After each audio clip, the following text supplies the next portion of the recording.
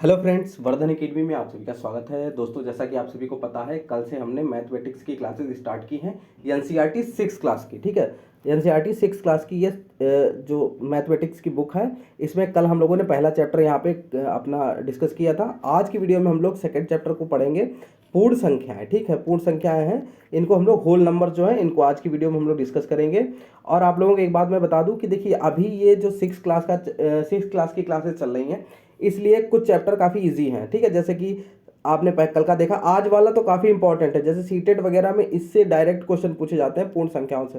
CTET हो या किसी भी वैकेंसी हो, कोई भी जो भी वैकेंसी आती है जिसमें पूर्ण संख्याएं पूछी जाती है, उसमें से काफ़ी क्वेश्चन ऐसे हैं जो आपको आज की वीडियो में मिल जाएंगे। ठीक है, फिर देखिए, अभी देखिए शुरुआत में जो 2-4 चैप्टर हैं ये आपको पीडीएफ के थ्रू, जैसे पीडीएफ पे ही समझाए जाएंगे। फिर इसके बाद जैसे ही ये आप आगे बढ़ेंगे, भिन्न, दशमलव, फिर आपकी क्षेत्रमिति, बीजगणित, अनुपात समानुपात, सममित, प्रायोगिक ज्यामिति, ठीक है, ये सारी चीज़ें जब भी आएंगी, आगे आगे आएंगी, तो इनको आपको इसके क्वेश्चन सॉल्व करके दिखाए जाएंगे, वो भी कॉपी पेन के थ्रू। ठीक है, तो अभी जो, जैसे बहुत से लोग ये सोच सकते हैं कि पीडीएफ के थ्रू आप समझा रहे हैं तो समझ में नहीं आ रहा है या कुछ भी, तो आप लोग कमेंट बॉक्स में बता सकते हैं। ठीक है, अभी स्टार्टिंग है, इसीलिए पीडीएफ के थ्रू ही ये चीज़ें आपको समझाई जा रही हैं। ठीक, तो चलिए आज की वीडियो स्टार्ट करते हैं। आज का हमारा जो चैप्टर है इसमें है पूर्ण संख्याएं। ठीक, और वीडियो देखिए, अभी नया नया यहाँ पे क्लासेस स्टार्ट हुई है, तो आप लोग कमेंट में ये जरूर बताया करिए कि क्लास कैसी रही है। ठीक है, इससे थोड़ा मोटिवेशन मिलता है, और कहीं पे अगर कमी है वो भी आप लोग कमेंट बॉक्स में बता सकते हैं। ठीक, अब यहाँ पर देखिए, आप लोगों से मैं लाइक शेयर सब्सक्राइब के लिए मैं कहता नहीं हूँ, क्योंकि मुझे पता है ये सब चीज़ें आप लोग अपने आप कर देंगे अगर आपको आपके मतलब आपको यहाँ पे समझ में आएगा तो। ठीक है, तो यहाँ पर अध्याय सेकेंड है हमारा, और इसमें आप सब लोग यहाँ पे देखिए, जैसे क्रम विनिमय नियम होता है, तत्समक अवयव क्या होते हैं, इसके अलावा सहचर्य गुण क्या होते हैं, ये सारी चीज़ें इस वीडियो में आपको मिल जाएंगी। ठीक है, तो सबसे पहले देखिए, अनुवर्ती और पूर्ववर्ती और परवर्ती क्या होता है, थोड़ा सा मैं बता देता हूँ, हालांकि आप सभी को पता ही होगा। ठीक है, यहाँ पे पूर्ववर्ती जो संख्या होती है, किसी संख्या में से एक कम, जैसे कि अगर पूछ दिया जाए किसी प्राकृत, जैसे 15 की पूर्ववर्ती संख्या क्या है, 15 की पूर्ववर्ती क्या होगी, एक कम कर दोगे 14 हो जाएगी। और परवर्ती कौन सी होगी, परवर्ती मतलब आगे की संख्या, तो ये हो जाएगी 16। ठीक, तो पूर्ववर्ती और परवर्ती, उम्मीद है आप लोग यहाँ समझ गए होंगे। अब देखिए, यहाँ पे क्वेश्चन कुछ ऐसे बनेंगे। पूर्ण संख्या यहाँ पे लिखा है कि हम देख चुके हैं कि प्राकृत संख्या एक का कोई पूर्ववर्ती नहीं होता है। प्राकृत संख्याओं के संग्रह में हम शून्य को एक के पूर्ववर्ती के रूप में सम्मिलित करते हैं। सबसे पहले तो आपको प्राकृतिक संख्याएं पता होनी चाहिए, नेचुरल नंबर्स क्या होते हैं या प्राकृतिक संख्या क्या होती है। तो प्राकृतिक संख्याएं या नेचुरल नंबर जो है वो 1 2 1 से स्टार्ट होते हैं, इसमें जीरो नहीं ऐड मान लिया जाता है। 1 2 3 4 5 डॉट डॉट डॉट इनफाइनाइट तक, अनंत तक होते हैं। ठीक है, जो प्राकृत संख्याएं होती है वो क्या होती है, 1 से स्टार्ट होती है। लेकिन जो पूर्ण संख्याएं होती हैं उसमें क्या होती है, प्राकृत संख्याएं शून्य के साथ मिलकर पूर्ण संख्याएं होल नंबर का संग्रह बनाती हैं।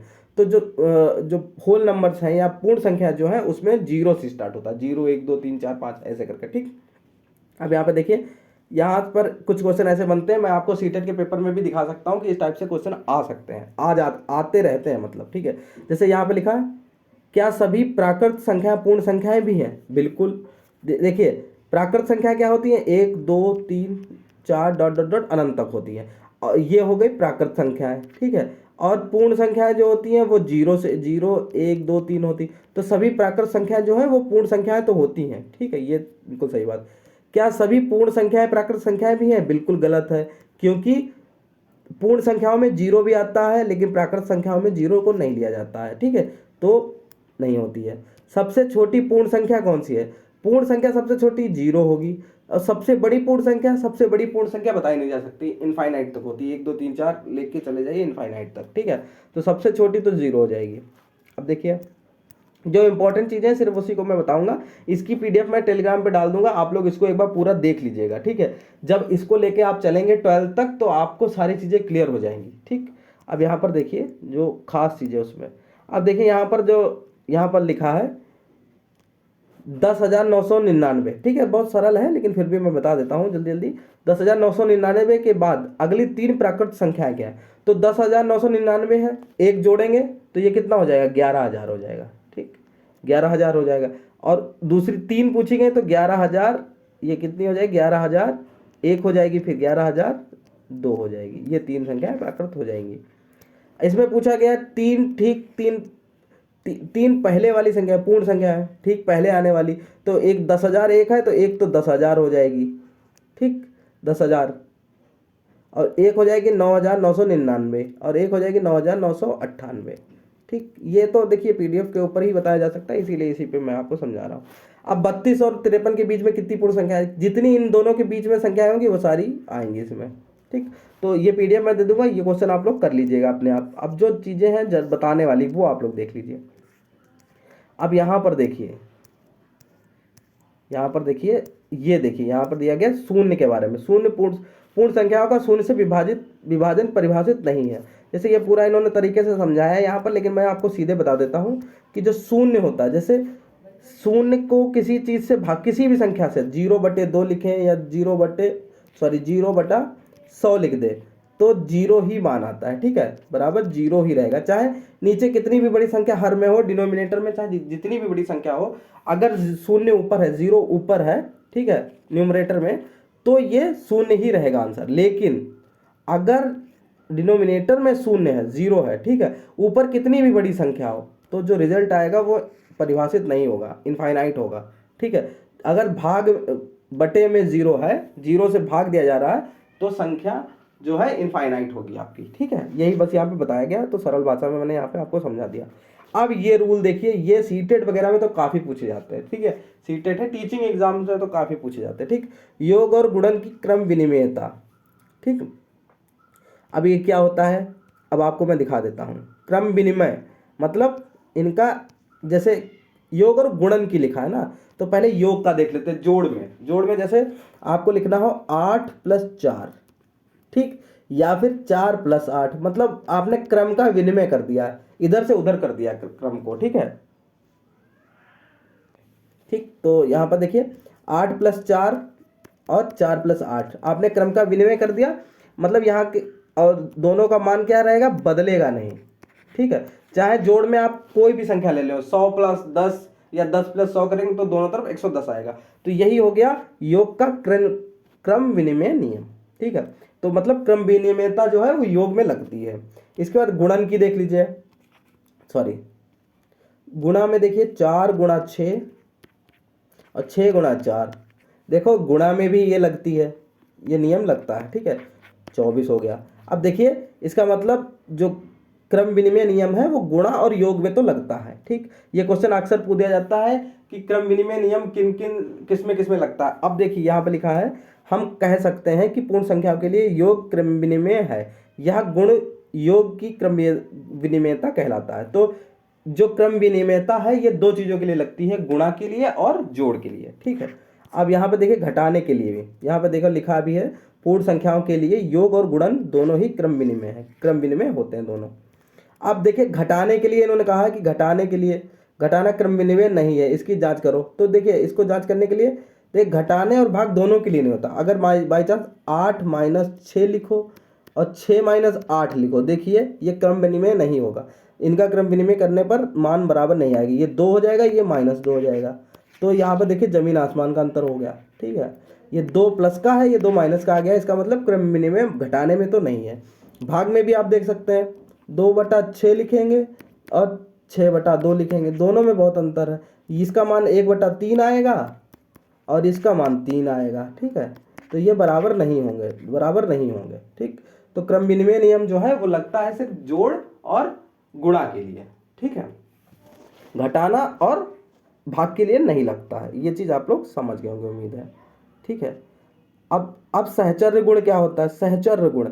अब देखिए जैसे किसी चीज़ की यहाँ पे गुणा की जा रही है, सहचर्यता का गुण क्या होता है। सहचर्य गुण देखिए, मैं यहाँ पर किसी और तरीके से बताया, मैं आपको अपने तरीके से बता देता हूँ। गुण जोड़ का भी सहचर्य गुण किन में लगता है, सहचर्य गुण भी देख लीजिए। जैसे योग में सहचर्य गुण लगता है कि नहीं, इसको देख लीजिए। जैसे 2 + 3 + 4 ये लिख रहे हूँ, ठीक है, ऐसे लिख लीजिए, ठीक है, ऐसे लिख लीजिए, या 2 + 3 को पहले ब्रैकेट में कर लीजिए, प्लस फिर 4 कर दीजिए। तो चाहे 2 प्लस ये 4 3 कितना हो जाएगा, 7, ऐसे लिखें, ये 3 2 5 हो जाएगा, +4 लिखें। अगर दोनों को ऐसे भी जोड़ेंगे तो भी ये 9 आएगा, इधर से जोड़ेंगे तो भी 9 आएगा। मतलब जोड़ में तो सहचर्य नियम लगता है, ठीक, सहचर्य नियम लगता है। अब गुणा में अगर देख लें, गुणा में 2 गुणा 3 × 4, ठीक है, और इधर रख दें 2 गुणा 3 गुणा 4, ठीक।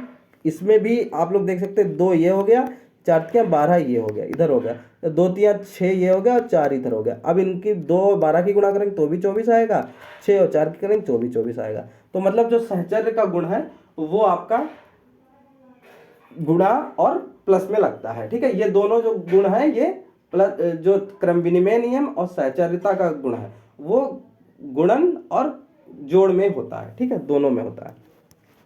और भाग और घटाने में नहीं होता, भाग और घटाने में ये भी नहीं लगेगा, ठीक है। अब आगे देखते हैं, ठीक। अब यहाँ पे वितरण नियम, ये वितरण नियम है योग पर गुणन का, योग पर गुणन का वितरण नियम। जैसे योग पर लिखा है ना, तो इसको कैसे लिख सकते हैं, योग पर गुणन का वितरण नियम। जैसे लिखा है 6 गुणा 8, देखिए इन्होंने 6 गुणा 8 बताया है, इसको कैसे कर लें, जैसे 6 गुणा 8 है, इसको ऐसे भी लिख सकते हो 6 गुणा, ठीक। अब 8 को क्या लिख सकते हो, 5 + 3 लिख सकते हो, ठीक, 5 + 3 लिख लिया, तो 6 8 48, तो ये भी हो गया, ठीक, ये 48 हो जाएगा। अब इसमें देखिए पहले 6 की गुणा 5 से करिए तो 6 पंचे 30 हो जाएगा, फिर प्लस करिए, प्लस लगा या 6 की गुणा 3 से करिए 6 तिया 18 हो जाएगा, तब भी 48 आएगा, ठीक है। तो 48, तो ये आप लोग यहाँ पे भी प्रूफ होता है कि योग पर गुणन का वितरण नियम लगता है, ठीक, गुणन का वितरण नियम लगता है, ठीक। उम्मीद है आपको ये चीज़ समझ में आ गई होगी। आगे देखते हैं, ठीक है, आगे देखते हैं तत्समक अवयव क्या होता है, योग और गुणन के लिए तत्समक अवयव, ठीक है। मतलब एक तरीके से ये समझिए ऐसी संख्या जिसको जोड़ने पर उस संख्या में परिवर्तन ना हो, वो उस संख्या का जोड़ के लिए तत्समक अवयव होगा। तो ऐसी संख्या जोड़ में कौन सी होती है, 0 होती है, कौन सी होती है, 0। जैसे 7 में अगर 0 जोड़ोगे तो 7 ही रहेगा, मतलब संख्या बदले ना। और यहाँ पे अगर आपने 1 रख दिया तो 7 1 8 हो जाएगा, मतलब 7 और 8 बदल जाएंगे, ठीक।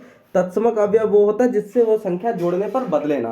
तो योग का तत्समक अवयव क्या होगा, हमेशा 0 होगा। ये किसका होगा, योग का तत्समक अवयव, योग का तत्समक अवयव, ठीक, तत्समक अवयव, ठीक, ये हो जाएगा 0। और अगर गुणा के लिए देखेंगे, गुणा के लिए 1 होता है, जैसे 6 गुणा 1 रखेंगे तो हमेशा 6 ही रहेगा, ठीक है। मतलब उसकी गुणा ऐसी चीज से करो जिससे उसकी संख्या ना बदले। तो गुणा के लिए तत्समक अवयव क्या रहेगा, 1, और जोड़ के लिए क्या रहेगा, 0। इस टाइप के क्वेश्चन आप लोगों को पता होने चाहिए। यहाँ पे लिखा है 0 को पूर्ण संख्याओं के लिए योज्य तत्समक भी कहते हैं, मतलब तत्समक अवयव भी कह सकते हैं और योज्य तत्समक भी कहते हैं, ठीक। नेक्स्ट है, आप यही सोच रहे हैं पूर्ण संख्याओं के गुणन के लिए एक तत्समक अवयव तथा या तत्समक है, दूसरे शब्दों में पूर्ण संख्याओं के लिए एक गुणात्मक तत्समक है। तो वही बात मैंने जो कही कि गुणन के लिए 1 होता तत्समक अवयव, ठीक है।